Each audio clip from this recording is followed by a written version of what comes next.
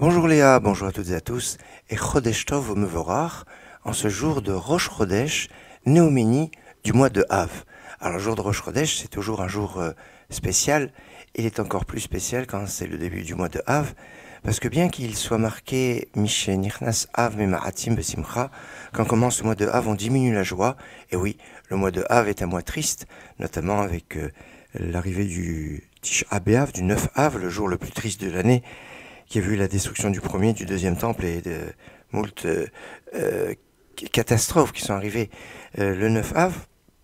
Il n'en reste pas moins que le premier Av reste Rosh Chodesh et qu'il y a un débat, est-ce qu'on mange la viande le jour de Rosh Chodesh ou pas? Alors en général, les Ashkenazim ne mangent pas de viande le jour de Rosh Chodesh, de Rosh Chodesh Av, j'entends, puisqu'on est rentré dans le mois de Av, le mois de tristesse, alors que dans les communautés séfarades, en général, on va dire, Rosh Chodesh reste Rosh Chodesh, et au même titre que le jour de Shabbat, on a le droit de manger de la viande, puisque c'est Shabbat, eh bien, Rosh Chodesh, on a le droit aussi de manger de la viande, parce que c'est Rosh Chodesh, cela nous permet de mieux apprécier la grandeur de Rosh Chodesh, qui est un jour de fête, même si c'est pas un jour chômé. C'est un jour où il y a le Hallel, un jour où on lit la Torah, un jour où il y a un Moussaf. Il a de nombreuses ressemblances avec le Shabbat ou les jours de fête.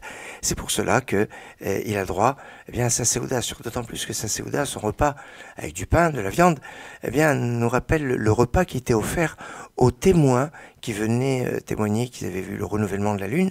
Et ça, c'est un souvenir de ce qui se passait à l'époque du Temple. Alors, ça a une connotation spéciale. Mais aujourd'hui, le premier Av, certains vont dire, oui, mais il peut être un peu triste, parce que c'est le jour anniversaire de la disparition de Aaron. Aaron HaKohen, le frère de Moshe Rabbeinu, le grand frère de Moïse, le petit frère de Myriam, le fils de Amram et de Yocheved. Aaron, le premier grand prêtre, celui dont on dit qu'il était Oev Shalom Verodev Shalom, qui met la paix, qui poursuivait la paix, et qui, le jour de sa disparition, 80 000 enfants qui se nommaient Aaron ont suivi son cercueil, parce que ces enfants étaient le produit d'une réunion entre les parents, où Aaron leur avait fait le shalom, parce qu'il était spécialiste du shalom bayit, de la paix entre les couples, et les couples qui risquaient de divorcer, il les refaisait shalom, et quand après ils avaient un enfant, il l'appelait Aaron. Et bien voilà, c'est ce petit Aaron qui ont accompagné le cercueil. Alors on part accompagner le cercueil au même titre qu'on le comprend, parce qu'habituellement une personne a une iftar, et puis après on va l'amener pour l'enterrer. Pour Aaron, c'est pas comme ça. La montagne où il devait partir et rester, alors que toutes les montagnes étaient balayées par la nuée qui ouvrait la voie aux enfants d'Israël. Et il y a 3 montagnes qui sont restées: le mont Sinaï pour recevoir la Torah, et c'était aussi pour Myriam, le mont Nebo pour Moshe, et Hor-Ahar, la montagne, pour Aaron. Aaron Yahor, Aaron.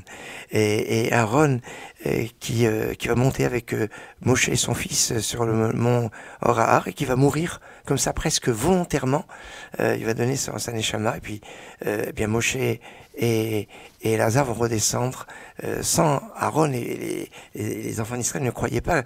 Celui qui avait pu repousser l'ange de la mort pouvait mourir, et on leur a montré le cercueil d'Aaron, et Aaron qui était niftar. Comme là c'était une chimère, quand il y a eu le veau d'or, où Satan avait montré Moshe qui était dans son cercueil. Il y a des choses qui sont bizarres. En tout cas, Aaron était cet être extraordinaire, homme de paix, homme d'amour, qui pendant toute sa vie a allumé le candélabre, avec le même entrain, le même engouement, la même fraîcheur. Alors aujourd'hui, premier Av, c'est aussi le jour où Ezra est arrivé en Israël, vous savez, pour la reconstruction du deuxième temple, l'époque de Shivat Sion, le retour à Sion pour le deuxième temple.